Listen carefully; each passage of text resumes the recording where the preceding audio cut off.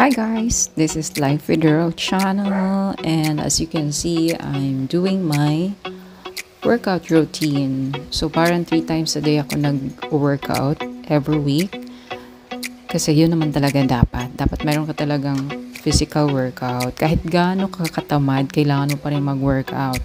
FYI, hindi po workout yung mga paglilinis ng bahay. Hindi po yun workout talaga. Ang workout talaga is walking, jogging, yoga, yun. Tapos maggamit ka ng ginagamit ko dito. Yun o, tingnan nyo, nagsistretch lang ako. Normal lang po yan. Tapos, stretching galore lang yan. Tapos, jog ka. Pwede ka mag-indoor jog, mag-outdoor jog. Huwag kang masyadong mataas yung expectation mo when it comes to workout. Basta as long as may physical workout ka talaga, very important yun. Para meron namang tamang daloy yung dugo mo. Ay, gano'n. Tamang daloy ng dugo. At the same time, kailangan din talaga natin ng workout para lumabas yung natural na sweat natin, yung pawis at the same time. It can also boost your day. I mean, yung mood mo, instead of parang sad ka or meron kang mga iniindang mga sakit-sakit or mga sadness dyan. So, nakakatulong po talaga ang workout. Just so you know. Kasi minsan, sobrang sad tayo. Kasi ako mismo, nasasad ako pag hindi talaga wala akong physical activities or mga ganap sa buhay. Kaya, minsan, napipil ko na parang nada-down yung immune system at the same time. Parang wala akong gana ganon. So, that's why I see to it na mag-workout talaga ako. So, as you can see here, ginagamit ko yung resistant band na of course give sa akin or binigay sa akin kasi nga alam naman ng mga tao dito na nag-workout talaga ako. Pero ang workout po talaga is hindi papayat, guys. Okay? Just to clarify that one, just to correct that mindset na hindi po nagpapayat ang workout, kundi ito po ay para maging physically fit po tayo when it comes to kasi ang dami na ngayon lumalabas ng mga sakit, diba?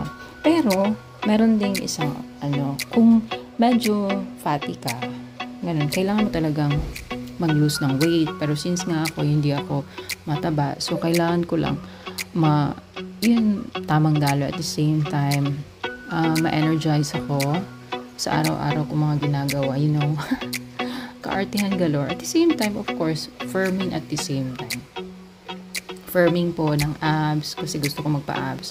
Tapos, pero ang hirap po ng abs. So, yun na dapat maging consistent ka talaga sa mga workout mo. Pero, if you want to know yun talagang paano magpa-abs talaga, kahit nasa bahay ka lang, yung planking, very nice po yun. Twisting planking. So, makikita nyo yun. Gagawin ko din yan sa last part of this video. Pero alam nyo, nakakatulong talaga tong resistant band kasi ang upper body ko talaga, itong shoulder ko, walang masyadong yung flappy yung fats sa side ng arms mo.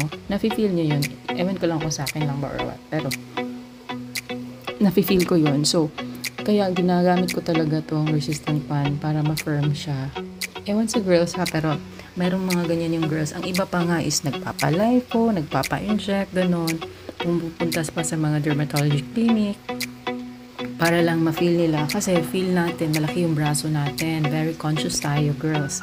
So, I understand you, I feel you. Pero may maraming mga paraan dyan na hindi siya artificial or hindi siya kailangan mo mag-maintain ng mga gamot, ganon. So, kailangan mo lang talaga is proper yung workout mo. Kasi meron types of workout. Yung iba kasi gusto nila malalaki ang muscle, batak talaga, ganon. Ako naman hindi ganon yung target ko. Gusto ko lang firming, gusto ko yung hindi siya saggy yung skin mo at the same time. Tapos, lumalabas talaga yung natural sweat mo. Yun talaga ang pinaka-target ko sa aking workout. Tapos, ang nice pa nitong resistant band, guys, is ang dami niyang nagagawa talaga. I hope magkaroon kayo nito, guys, kasi super effective. Pero yun nga, hindi siya effective kung hindi mo gamitin. So, you have to use it talaga. Tapos, meron siyang level. Meron siyang from beginner, from pro, ganon, to medium level. Medium level para kung ano yung talagang ayon sa'yo. So, sa akin, nasa mid ako, medium level. So, hindi siya yung sa pro talaga kasi hindi pa naman ako pro. So, yun lang naman. Well, anyway, hindi bago sa akin ang pag-workout, guys, kasi ano na talaga ako. I mean, parang yun na yung gusto ko. Yun yung ginagawa ko. Part of my hobbies na ang workout. Hindi siya burden sa akin pag nag-workout kasi gusto ko talaga siya. Kasi sometimes yung iba, I have to insert na naman my workout, ganito, ganyan. Hindi. Gawin nyo lang ang consistency talaga is the key po talaga sa workout. Hindi po yung one day, ibuhos mo yung workout mo talaga. Hindi po yun proper. Ang mangyayari po, mababurnout ka at the same time. Pagod ka talaga. So, ang gawin nyo po is, slowly but surely, ganon. Para may future ka talaga na kahit 30 minutes or 15 minutes. You started with 15 minutes kung hindi mo kaya mag 30. Tapos pag after 30, mag 1 hour ka. So, kung hindi ka naman sobrang, hindi mo naman feel na malaki ka or whatsoever, you feel pa rin na okay pa rin yung body mo. So, why not, 30.